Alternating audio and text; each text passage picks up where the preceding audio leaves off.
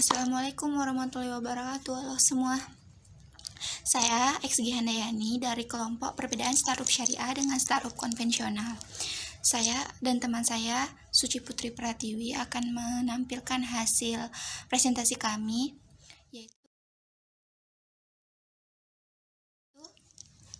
startup adalah sebuah istilah yang merujuk pada suatu bisnis atau perusahaan rintisan. Perusahaan rintisan merupakan perusahaan yang baru beroperasi dan masih berada pada fase perkembangan untuk menemukan pasar dan mengembangkan produk.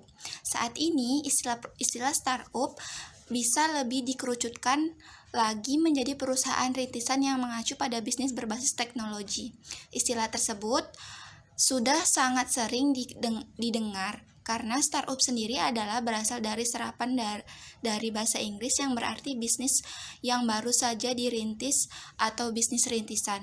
Startup adalah perusahaan rintisan yang Dengan kata lain, startup artinya perusahaan yang baru masuk atau masih berada di fase perkembangan atau penelitian untuk terus menemukan pasar maupun mengembangkan produknya. Saat ini, istilah perusahaan startup biasanya mengacu pada perusahaan-perusahaan yang layanan atau produknya berbasiskan teknologi. Apa sih istilah startup? Ada beberapa istilahnya, dan apa yang sering digunakan orang-orang yang untuk menggeluti dunia startup? Ada valuasi, ada inkubator, ada akselerator, ada angel investor, ada bootstrap.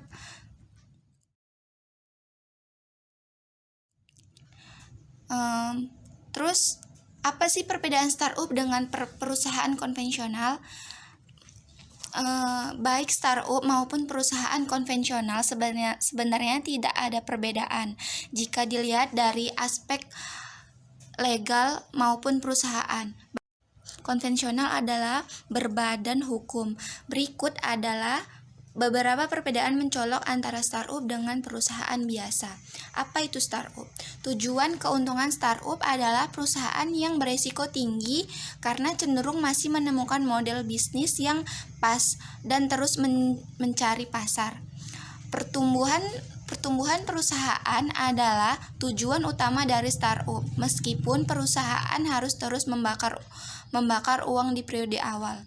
Perusahaan konvensional lazimnya berdiri untuk segera mungkin fokus bisa mendapatkan profit, tujuannya untuk memberikan keuntungan kepada kepemilikannya. Pendanaan. Founder startup relatif hanya mengeluarkan dana saat merintis bisnis. Assalamualaikum warahmatullahi wabarakatuh. Nama saya Suci Putri Pratiwi. Di sini saya akan menjelaskan perbedaan bunga bank konvensional versus bagi hasil bank syariah. Dalam dunia perbankan di Indonesia mengenal dua jenis bank, yaitu bank konvensional dan bank syariah. Bank konvensional memberikan keuntungan bagi nasabah yang menempatkan dananya berupa bunga bank. Sementara di sisi lain, bank syariah tidak mengenal konsep bunga-bunga yang dianggap riba. Bank syariah menerapkan sistem bagi hasil. Yang dilansir dari Otoritas Jasa Keuangan, berikut perbedaan bunga dengan bagi hasil. Bunga bank konvensional asumsi selalu utuh. Didasarkan pada jumlah uang pokok, pinjaman nasabah kredit harus tunduk pada pemberlakuan perubahan tingkat suku bunga tertentu secara sepihak oleh bank, sesuai dengan fluktuasi tingkat suku bunga di pasar uang. Pembayaran bunga yang dihindari oleh nasabah di dalam masa pembayaran usulan kreditnya tidak tergantung pada kinerja usaha, jumlah pembayaran bunga, keadaan ekonomi sedang baik. Pembayaran bunga tetap seperti yang dijanjikan tanpa pertimbangan proyek yang dijalankan oleh pihak nasabah untung atau rugi.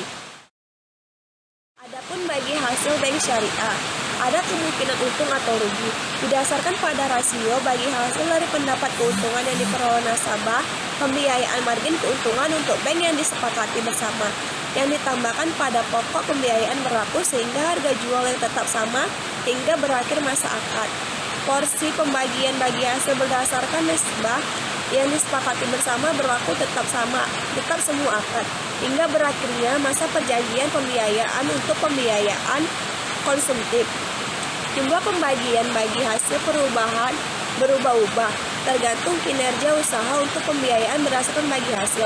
bagi hasil tergantung pada keuntungan proyek yang dijalankan. Jika proyek itu tidak mendapatkan keuntungan, maka kerugian akan ditanggung bersama kedua pihak. Bunga bank konvensional. Bunga bank konvensional asumsi selalu datang utuh. Didasarkan pada jumlah uang pokok kredit, nasabah kredit harus tunduk pada pemberlakuan perubahan tingkat suku bunga tertentu secara sepihak oleh bank sesuai dengan fluktuasi tingkat suku bunga di pasar uang. Pembiayaan bunga yang sewaktu-waktu dapat meningkat atau menurun tersebut tidak dapat dihindari oleh nasabah. Demikianlah hasil presentasi saya, Suci dengan Eksi Handayani. Jika ada salah mohon dimaafkan. Assalamualaikum warahmatullahi wabarakatuh.